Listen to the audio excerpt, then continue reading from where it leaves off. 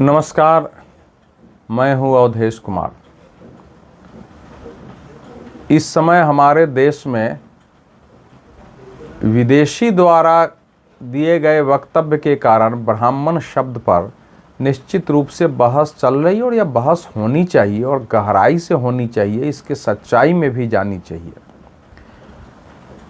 अमेरिकी राष्ट्रपति Donald Trump ने भारत पर पहले तो 25% आयात शुल्क लगाया यहाँ की सामग्रियों पर, क्योंकि उनका कहना था कि भारत हमसे बहुत ज़्यादा टैक्स लेता है और वो टैक्स कम करें, नहीं तो हम भी उसके सामान पर टैक्स लगाएंगे। उन्होंने लगा दिया। उसके बाद कहा कि अगर रूस से तेल खरीदना बंद नहीं किया तो और 25% लगाएंगे।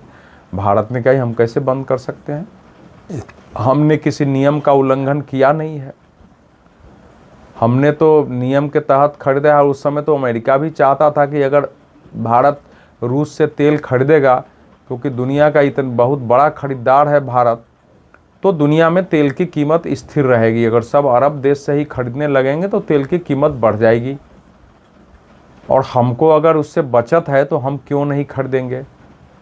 तो भारत अपना रूस से जितना तेल खरीदता है, जितनी अपनी आवश्यकता के अनुसार तेल खरीद रहा है, तो उन्होंने 25% और लगा दिया, 50%।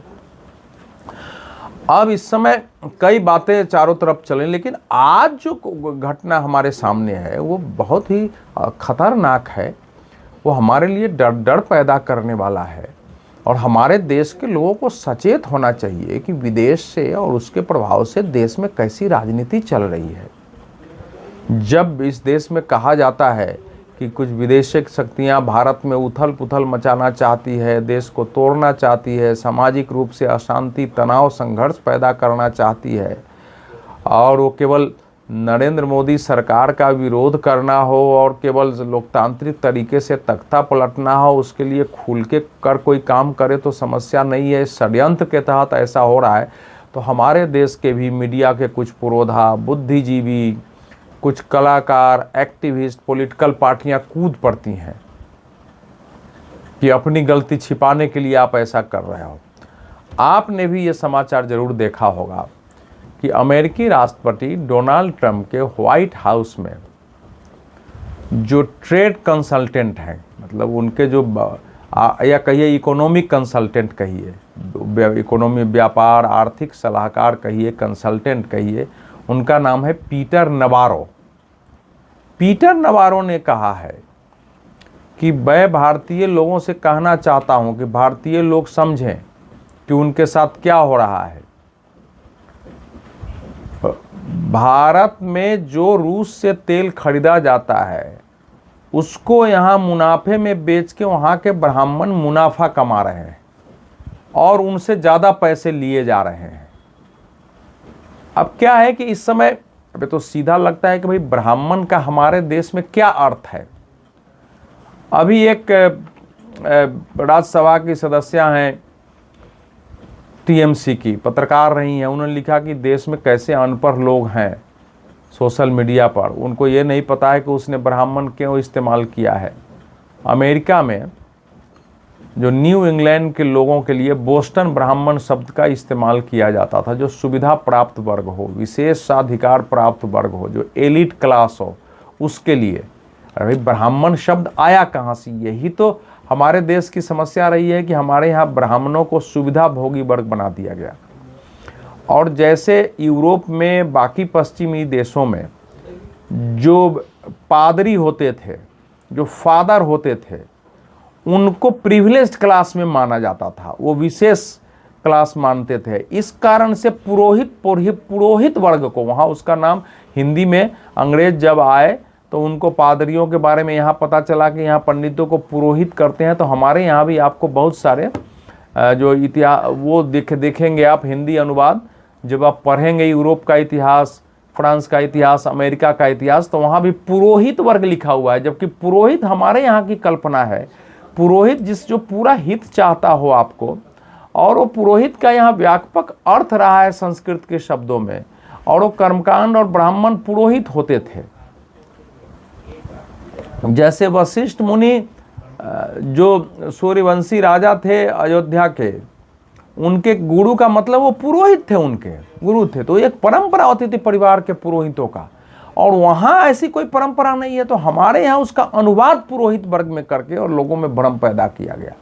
तो आप बोस्टन ब्राह्मण शब्द किस रूप में इस्तेमाल करते हैं वो आप जानिए, लेकिन यहाँ ये कहा गया है और ये साफ है कि हमारे देश में तो आम आदमी यही समझेगा कि भाई ब्राह्मणों का है, और उसी संदर्भ में है आप देखेंगे तो, क्योंकि आप सुविधा जो फ्रांस की क्रांति हुई थी 1789 में, तो वहाँ स्टेटस गिना, first status, second status, third status. Third status में आम लोग होते थे, फर्स्ट स्टेटस में राजा है और कुलीन वर्ग होते थे, उसी में पादरी वर्ग भी आता था, जिसको पादरी का, तो उस सब के पास भी विशेषाधिकार थे। माने उनके बचाए हुए आदमी को राजा सजा नहीं दे सकता था, इतने अधिकार होते थे उस समय चर्च के पास। हमारे यहाँ ऐसी परिस्थिति कभी नहीं रही है। तो हमारे संदर्भ में अगर कोई प्रयोग कर रहा है और भारत के लोगों, तो हमारे लिए उसका अर्थ इतना ही है कि वो देश में जातीय उथल पुथल, जातीय तनाव, जातीय संघर्ष, जातीय घृणा पैदा करके देश में समस्या पैदा करना चाहता है, ताकि लोग इस सरकार के विरुद्ध जो गैर ब्राह्मण लोग हैं उठ के खड़ा हों। और वो ब्राह्मण का मतलब आप समझिए कि भारत में कुछ लोगों ने सवर्ण, आप इस समय टेलीविज़न चैनल पर एक दो पार्टी के ऐसे प्रवक्ताओं को देखते होंगे जो पुराने की तरह किसी के पास अगर सीखा है, माथे पर टिकी है, उस पर टिप्पणी करते हैं, कोई चंदन लगाए हुए उस पर टिप्पणी करते हैं। जैसे राहुल गांधी जी अपनी जाति बताओ, अपनी जाति बताओ चिल्लाते हैं किसी पत्रकार पर और लोग उसको पीटने लगते हैं, फिर बचाते हैं। अखिलेश यादव जी कहते हैं अरे नाम बताओ, नाम बताओ, अपना नाम बताता है फलाना, अरे मिश्रा जी शर्म करो। तो ये सब भाषा जो आई है भारत में, उसके पीछे ऐसा लग रहा है कि कोई न कोई ताकत ऐसी लगी हुई है, क्योंकि कांग्रेस पार्टी की ये पॉलिटिक्स नहीं रही है। कांग्रेस पार्टी के से कई विषयों पर मतभेद होते थे, लेकिन न जात पर न पात पर, इंदिरा जी की बात पर मुहर लगेगी हाथ पर। ये जब जनता पार्टी की सरकार चली गई थी तब उस समय नहीं, सॉरी, ये जब बीपी सिंह की सरकार, बीपी सिंह आ गए थे और उस समय देश में चल रहा था, तो कानपुर अधिवेशन हुआ था कांग्रेस का, उसमें ये नारा दिया गया था और वहाँ से ये चला था।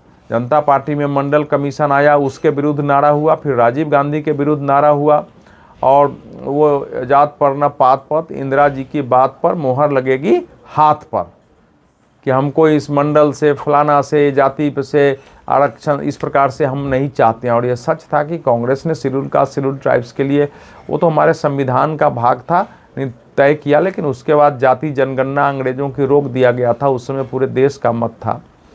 और फिर वो, लेकिन बाद में ये हुआ है।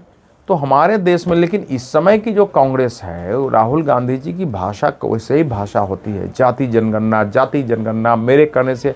अब सरकार ने भी इसको स्वीकार कर लिया है। देखते हैं जाति जनगणना में क्या होगा, जब चारों तरफ से ये प्रचार हो रहा है कि हाँ ये पिछड़ा विरोधी, दलित विरोधी, आदिवासी विरोधी, जबकि आदिवासी जिनको हम कहते हैं, जिनको हम दलित कहते हैं, शेड्यूल कास्ट, उनको आपके ध्यान में होगा और रहना चाहिए। हमारे देश के दलितों को, जिनको आज दलित कह रहे हैं, पहले हालांकि मैं बोलूँगा तो हंगामा हो जाए, गांधी जी ने उनके लिए हरिजन शब्द दिया था, लेकिन आज हरिजन कहने से सबको समस्या होती है। हालांकि आज भी हरिजन छात्रावास कई जगह आपको मिल जाएंगे, हरिजन सेवक संघ है, उन्होंने एक महान संदर्भ में इसका प्रयोग किया था। तो उनको उनकी जनसंख्या के अनुपात में ही आरक्षण मिलता है।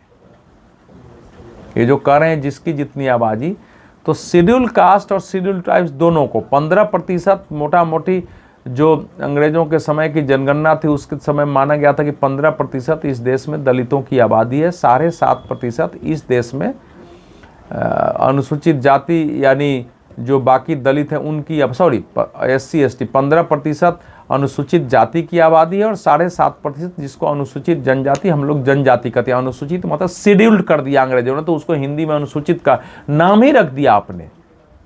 उनका नाम जनजाति है, ट्राइब नहीं है। वो जो शेड्यूल्ड ट्राइब्स कहते हैं वो ट्राइब नहीं है, वो जनजाति है। ट्राइब अलग अंग्रेजों के संदर्भ में था।